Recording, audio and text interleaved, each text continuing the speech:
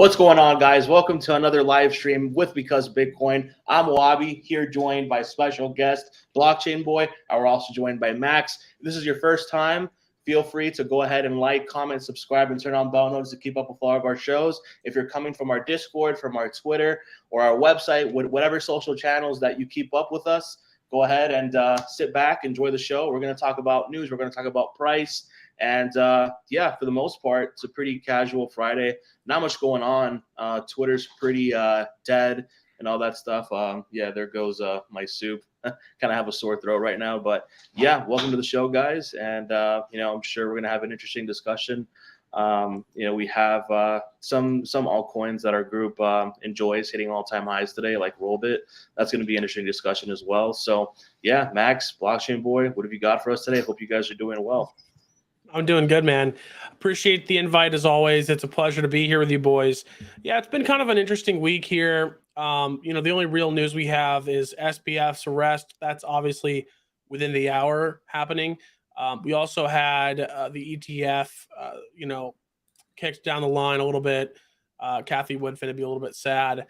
And not to mention, this market's been kind of boring this week. I mean, I've seen some movement from the alts, but like we were just talking about before the show, Bitcoin has been so boring lately. It's really been frustrating. Yeah, ain't that the truth, man? We were, we've been staring at Bitcoin in this tight little range. It feels like forever now. I mean, the volatility suppression or price contractions have just been unbearable, man. It's kind of sad to see what they've done with my favorite asset. Where's my volatility? They force you to leverage up to get some gains, but we have been having a lot of fun on chain recently, and I think that's definitely made work more fun because Bitcoin, we have to get up every day. We talk about markets like all day, every day. So at least there's been on-chain activity. I will give credit to crypto where it's due, because if I had to sit here and just talk about Bitcoin and ETH on a daily basis, it's hard to narrate a 100-point range. But with volatility suppression and price contractions, typically brews a storm. It's like you're looking out at the ocean and it's glass and it feels eerie, and you see dark clouds coming in, from the middle of the ocean, and you see the birds flying, booking it towards the inland as far as they can go. And I can't help but think that that's probably what's happening with Bitcoin as we reach historical levels of volatility suppression. So BCB, man, what are you thinking? What do you think about the storm? Do you agree that there is a storm brewing? And if so, what does it mean? So it's interesting. I do have a few things pulled up for us today. Bitcoin futures open interest is at a 2023 high. At the same time, volume is at a yearly low. Thanks for the support, Miles G.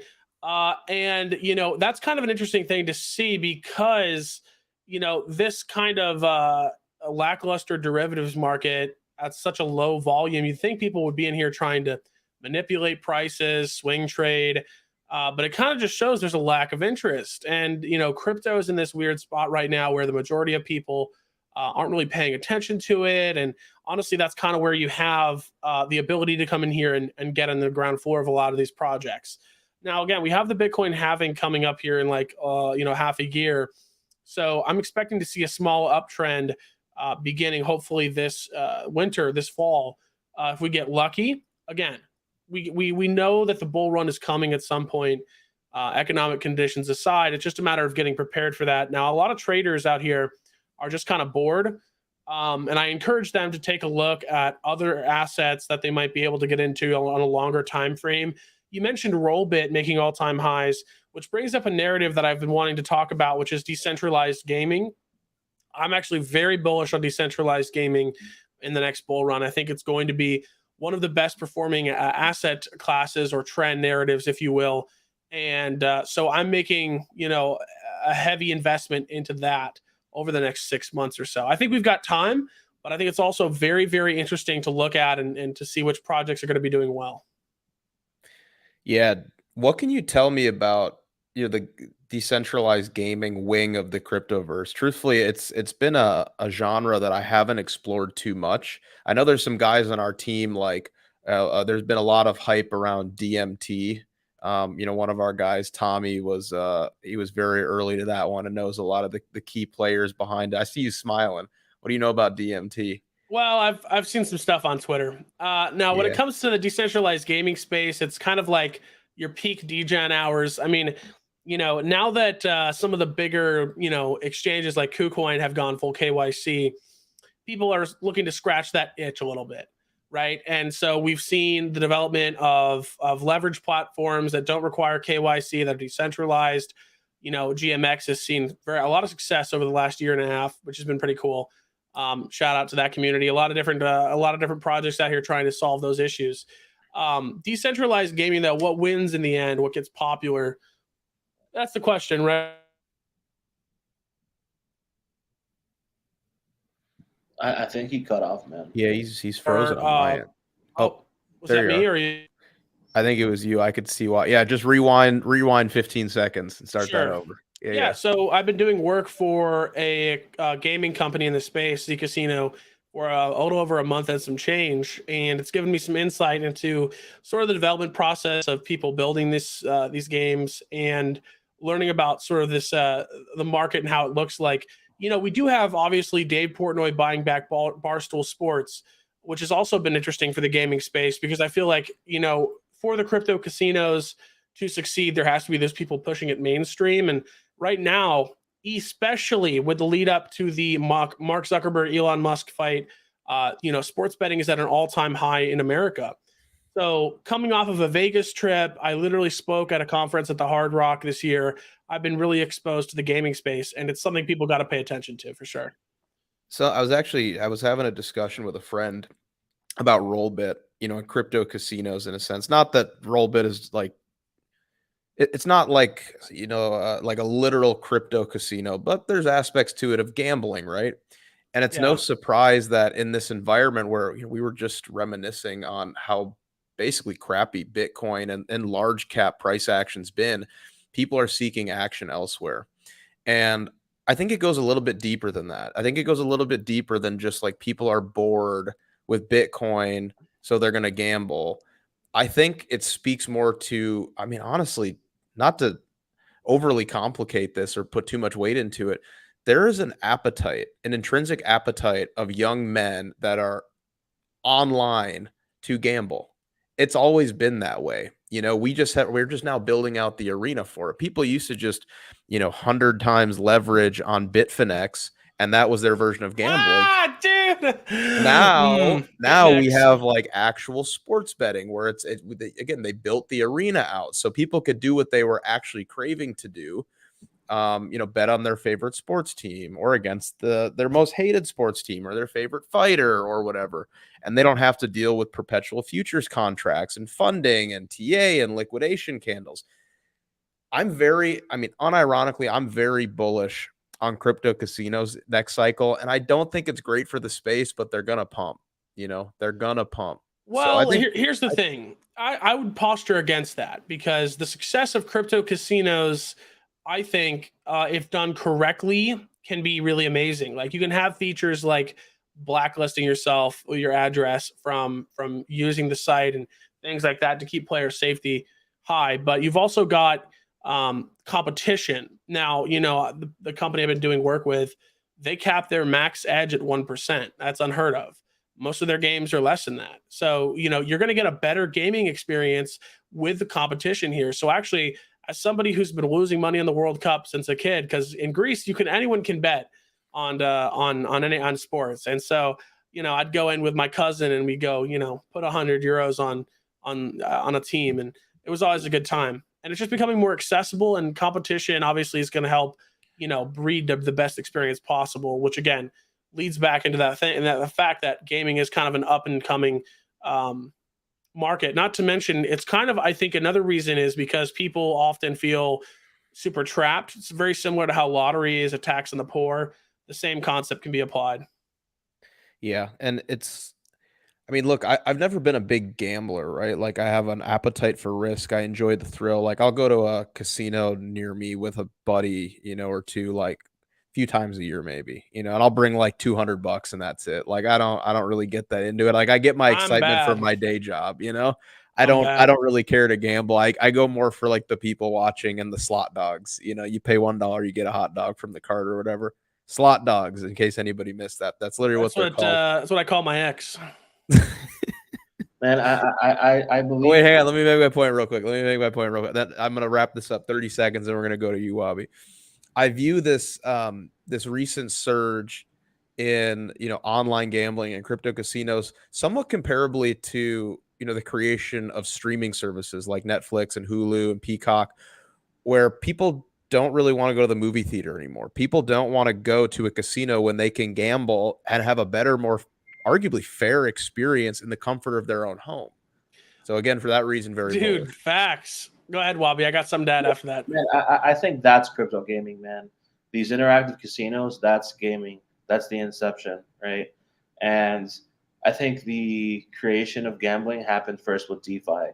Like, hey, put your ETH in this pool and you'll earn X token. Your ETH might disappear, in a couple of hours, right? Because, the website could just be a rug, right? But I think DeFi really kicked everything off. And even before that, right? Even before DeFi, it was things like BitConnect that offered those services, right? Like trade your BTC for this token, and this token earns yield because of the participation within the platform. And there's a burn, right?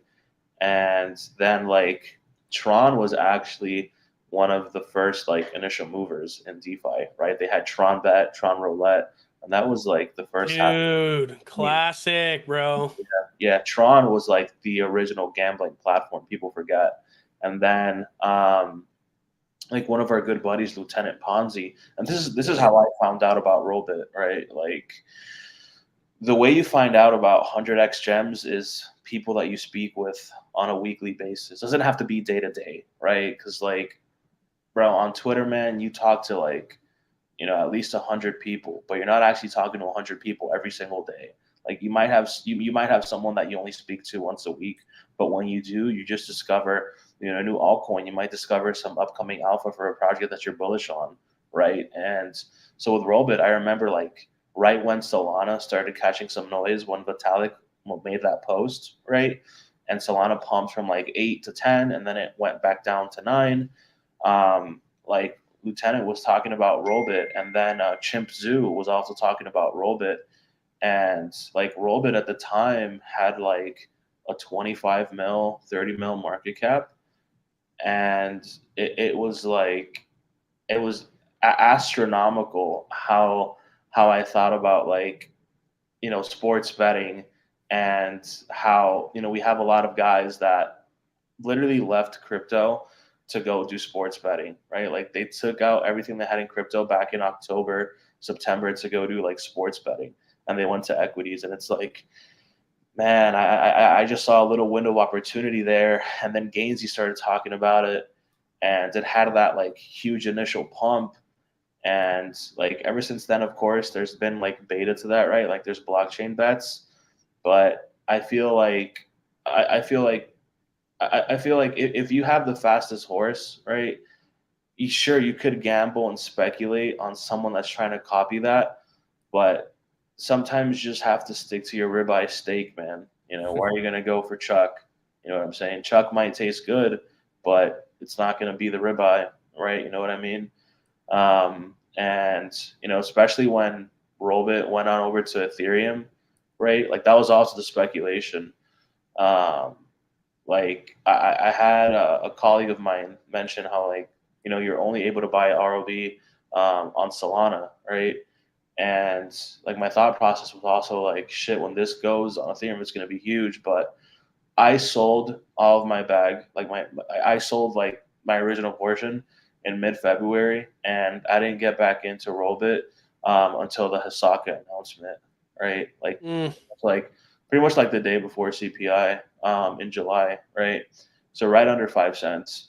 And, it had all the narrative going for it, right? It's on ETH. You have Hisaka behind it. I know what usually happens. Might take a couple of months, but, here we are. Obvious play, dude. Obvious play. Yeah.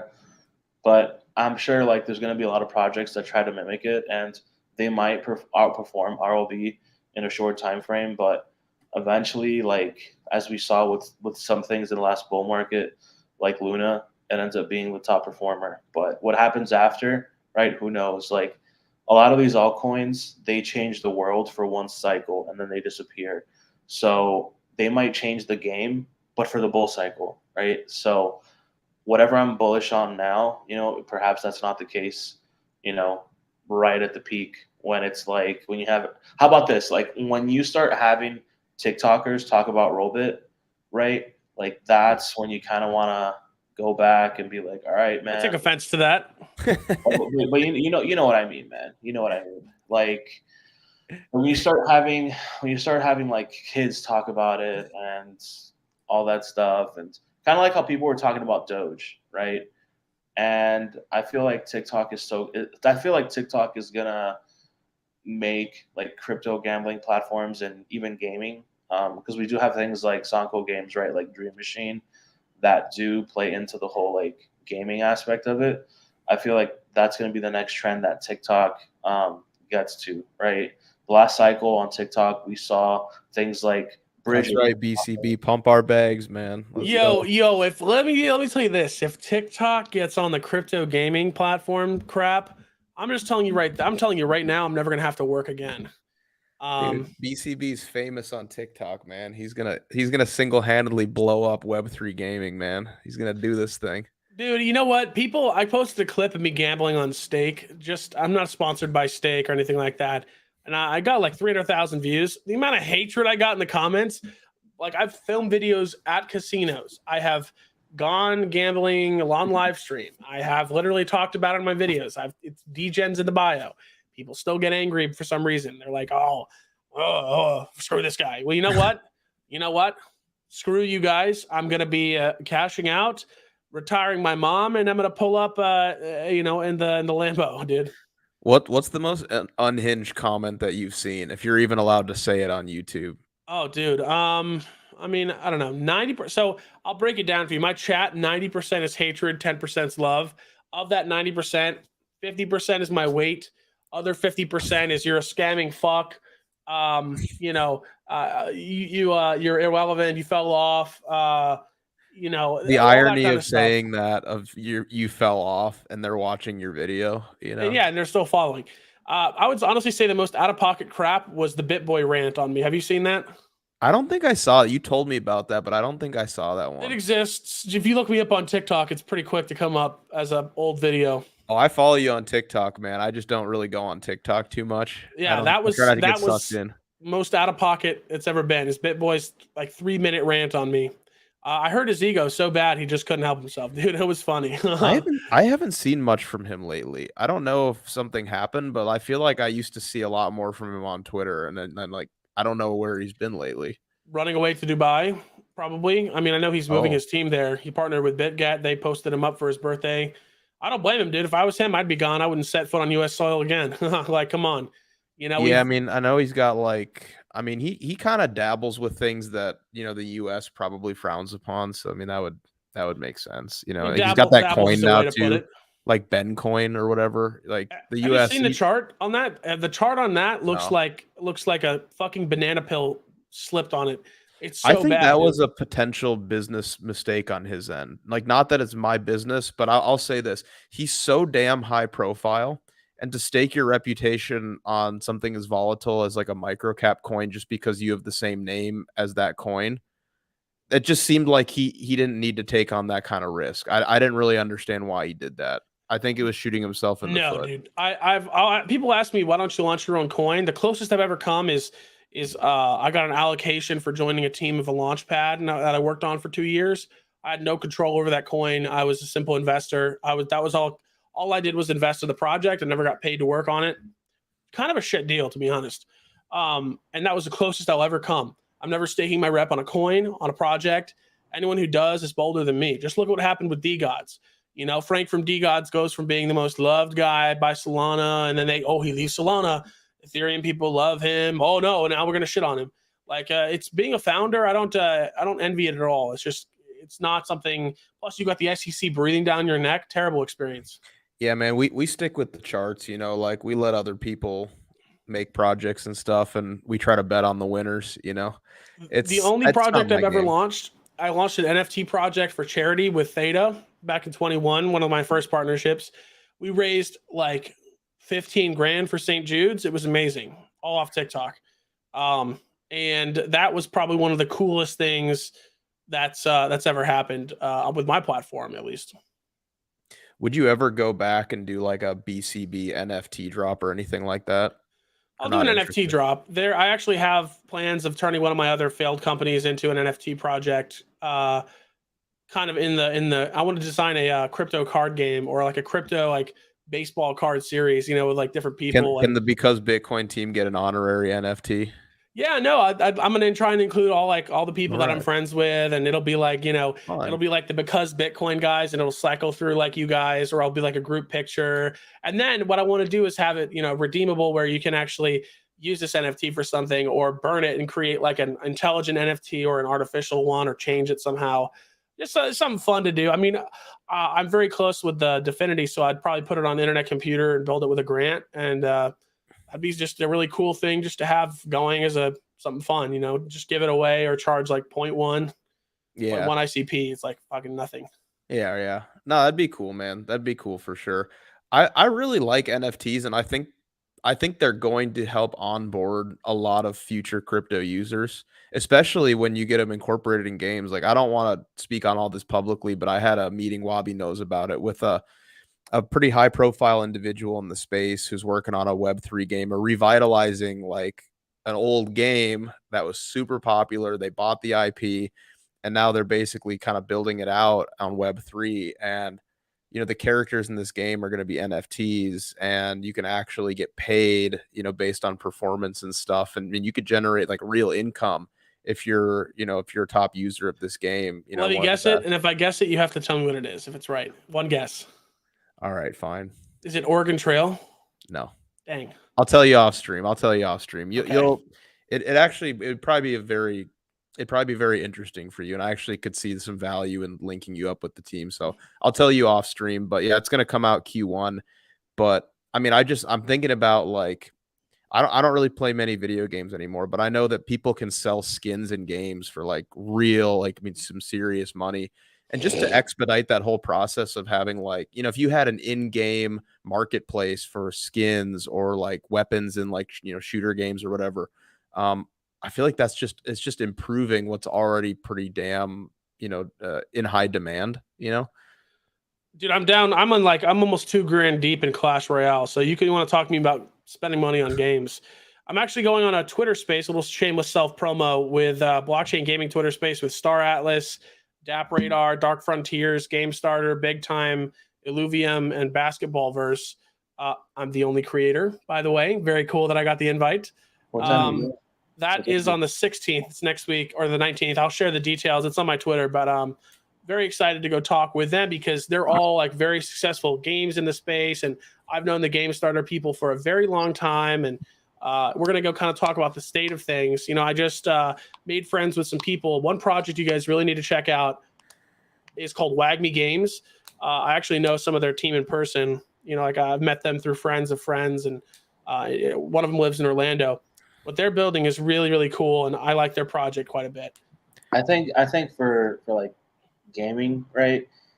These companies, they need a media platform to showcase their stuff, right?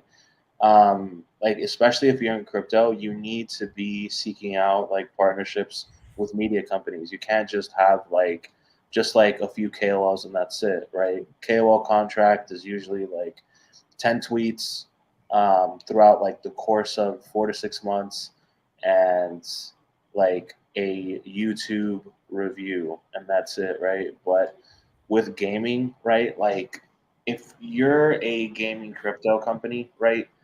A lot of that money that you raise, right? Bro, I would say like 65% of it is going to be for marketing. Dude, it has to be. We've talked about this, where you could have literally the best product on the market, but if you don't market it correctly, an inferior one is going to take that top spot from you. Oh, Solana! Oh! Sorry, I'm an Internet Computer boy. I like my ICP, but it was, you know what? And I'm going to tell you this right now because I don't give a damn. I'm trying to do a guerrilla takeover of the Dfinity Foundation marketing. I'm working a deal right now that I'll tell you about later. That I'm trying to. It would be the biggest thing in the history of the internet computer if I pull it off. I just need I need to know how serious they are, because it's someone who I have a lot of respect for, and it's a project that's going to require a 7-figure, deal. But I will, if it's the last thing I do, take over Definity's marketing, because God damn it, I could run that thing like a workhorse, dude, plowing the fields metaphorically. Hang on, I gotta circle back. Solana for next cycle, man. Now, will it pump? Will it pump? I don't know. Maybe That's Sam what is we gonna wanna know. maybe Sam's gonna tweet from prison in between getting railed by his butt buddy. But potentially, yes, I think Solana will be actually one of the first movers, given the name recognition. People are going to get back into crypto, see about Ethereum, then it's going to be slow and expensive, and then they're going to go to the alternatives. Solana is going to be there to fill that role. So I have it as listed as one of my first mover alts, actually. I would agree with that. So that's going to be something I buy quickly and then sell early. That's my thoughts on that. Also, I've got to run in 1 minute. I have to go hop on. It's a very, very historical call happening here. But closing thoughts, BCB. Closing thoughts, gentlemen. Closing thoughts. Going into the weekend, everybody take a nice couple days off. It's been quite a week. Hopefully everyone listening here has had a very productive week. But again, it's been slow. My goal is to rest and recuperate, hit it very hard on Monday. I hope we have some kind of weekend volume. If anything breaking happens, I'll be there to cover it. Really just kind of we're continuing our strategy, guys. One more week in, closer to the halving. Congratulations everyone who's sticking around. Well said, brother. All right, good luck on your call, man. Thanks for coming on. We'll talk again soon. I wish we could have had more time, dude. I could go for a while. You got me fired up now. Yeah, we'll run it back, man. All right, guys. Much love. Everyone go follow Because Bitcoin. These gentlemen are some of the best in the space, and we love them. I'll see y'all guys next time. Thank you guys so much for tuning in. And if you enjoy this content, go ahead and hit that subscribe button, smash that like, and feel free to check out our other social platforms like Twitter. So take care, everyone. Have a good rest of your Friday, and we'll see you all on Monday. Thanks, everybody.